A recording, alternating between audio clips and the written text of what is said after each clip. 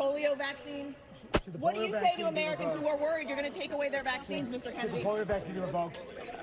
You're all for it? What about At Mar-a-Lago, Trump pressed by our Selena Wang.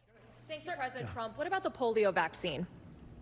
Well, I'm a big believer in it, and I think everything should be looked at, but I'm a big believer in the polio vaccine.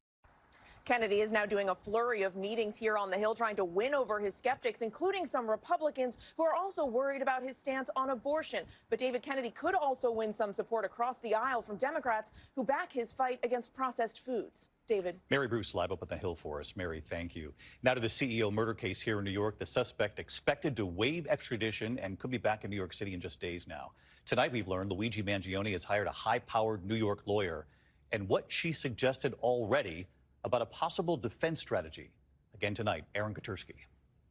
Tonight, with the suspected killer of United Healthcare chief Brian Thompson expected to waive extradition from Pennsylvania, Luigi Mangione is preparing to defend himself against a murder charge in New York. He hired a new lawyer, Karen Friedman-Agnifilo, a former Manhattan prosecutor who floated a potential defense strategy during a recent TV appearance as a legal analyst. There might be a not guilty by reason of insanity defense that they're going to be thinking about, because the evidence is going to be so overwhelming that he did what he did. About 2 weeks before the murder, Mangione's mother reported her son missing with San Francisco police. Once his face was flashed around the country on this wanted poster, they called New York. And when investigators spoke to Mangione's mother, she told them the young man in that poster could be her son. He was arrested the next day when he was spotted at a McDonald's. Mangione has become a social media folk hero, alarming police.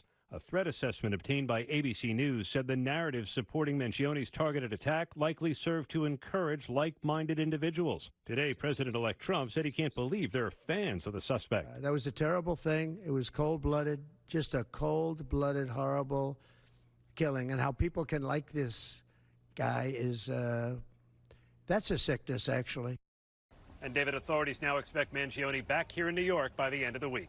David? Aaron Katersky. Aaron, thank you. Next tonight, the heavy rain across the Northeast tonight, in fact, stretching from Texas right up through New England. Then a big warm-up, but it will be quick. Behind it, another storm, rain, snow, and wind by midweek. Chief Meteorologist Lee Goldberg from our station here in New York, WABC, back with us tonight. Hi, Lee. Hey, David, a nice surge of spring-like warmth sandwiched in between the rounds of rainfall. One of those rounds moving into the Northeast tonight, but it's with a warm front. So temperatures are climbing. No snow with this round, maybe a quarter-inch to a half-inch of rainfall. The good news is it's out of here early and temperatures are already mild, so we'll make a run at 60 from Boston to Philly, maybe even record warmth in D.C. It won't last long. Another storm developing on Wednesday. Rain from Texas, snow into the Great Lakes. That's moving into the Northeast by Wednesday night. That's another soaking, and behind that system, it's an Arctic blast just in time for the start of winter. David? Coming Wednesday into Thursday, Lee battling the sirens here in New York as well. Lee, thank you. Overseas into Syria tonight, Israel launching massive airstrikes as an American mother now pleads with Israel to hold off in Syria until she can find her son, an American journalist who was kidnapped in Syria. And tonight, ousted President Bashar al-Assad now saying he never intended to leave. Here's our chief international correspondent, James Longman, inside Syria again tonight. Israel tonight unleashing some of the heaviest airstrikes since the fall of the Assad regime, slamming missile depots and air defenses in Syria's coastal Tartus region.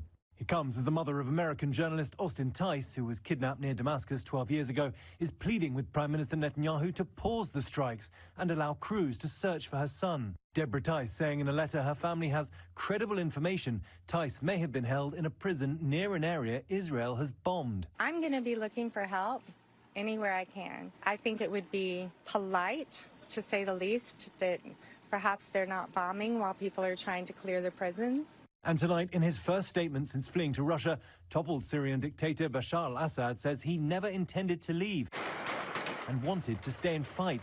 Assad called the rebels who ousted him terrorists, adding, "I have never sought positions for personal gain," although the fleet of expensive cars and lavish palaces Assad left behind tell a different story. And in a dusty field outside Damascus today, some of the worst discoveries of his tyranny so far.